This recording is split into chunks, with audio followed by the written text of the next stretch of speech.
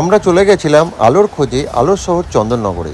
তো আপনারা দেখছেন এটা পর্ব 2, কারণ আগের পর্বে আমি শেয়ার করেছিলাম আমরা চন্দননগরে একদিনের জন্য উইকেন্ড ট্রিপে এসেছিলাম আলো ট্যুরিজম প্রপার্টি চন্দননগরে। আমরা রাত্রিবাস করেছিলাম এই আলো ট্যুরিজম প্রপার্টির ডবল বেড এসি রুমে।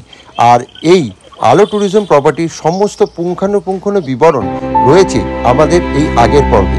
এই আলো ট্যুরিজম প্রপার্টিতে এক রাত্রি থাকার জন্য কলকাতার কাছে উইকেন্ড ট্রিপের জন্য একটি আদর্শ জায়গা।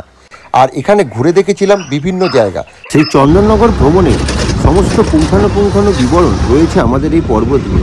আর যারা আগের পর্বটি এখনো দেখেননি তাদের জন্য বলে রাখি, আমরা আমাদের বাড়ি বারাসাত থেকে রওনা দিয়েছিলাম চন্দননগরের উদ্দেশ্যে।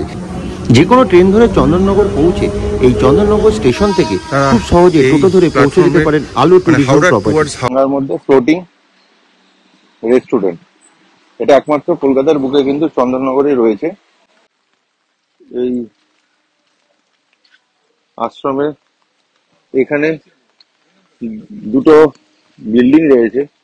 এটা কিন্তু সেই ব্রিটিশ আমলকার বিল্ডিং দেখতে পাচ্ছেন। এই দুটো বিল্ডিং থেকেই কিন্তু আমাদের স্বাধীনতা সংগ্রামীদের অস্ত্রশস্ত্র সাপ্লাই হতো। আমি ঘুরে বেড়াচ্ছি চন্দননগরে আমেথে কানাচে, আর আপনাদেরও দেখাচ্ছি যেমন যেমন দেখছি। তো এই চন্দননগরের একদম ফ্রেঞ্চ কলোনি, হেরিটেজ কলোনির মধ্যে কিন্তু পড়ে। আমরা এসেছি নেক্সট স্পট বিশ্বকবি ও ঈশ্বরচন্দ্র বিদ্যাসাগরের স্মৃতি বিজড়িত পাতালবাড়ি। এটা কিন্তু চন্দননগরে খুব ফেমাস। গোপন মিটিং হতো এরকম নিচেই, আর কিছু হলে কিন্তু এখান থেকে ওনারা কিন্তু বেরিয়ে যেতেন গঙ্গার পাড় ধরে।